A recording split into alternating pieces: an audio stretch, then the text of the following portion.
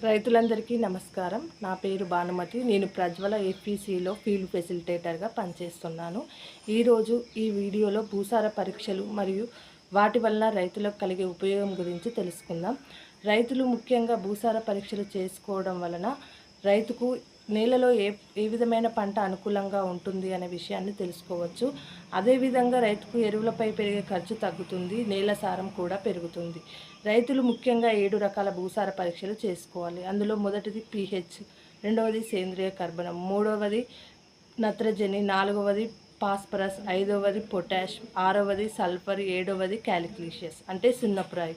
ఈ విధమైన 7 రకాల పరీక్షలు చేసుకోవడం వల్ల రైతులు ఎన్‌పీకే శాతం భూమిలో ఎంతవరకు ఉందనే విషయాన్ని తెలుసుకొని భూసార పరీక్షలో వచ్చిన రిపోర్టు ఆధారంగా ఎరువులు వేసుకోవడం వలన రైతుకు అదనపు ఆదాయం పెరిగే అవకాశం ఉంటుంది. అదేవిధంగా ఎరువులపైన పెట్టే ఖర్చు కూడా తగ్గుతుంది. కావున రైతులు భూసార పరీక్షలు చేసుకొని వచ్చిన రిపోర్టు ఆధారంగా ఎరువులు వేసుకుంటారని ఆకాంక్షిస్తూ కోరుకుంటున్నాను. Thank you.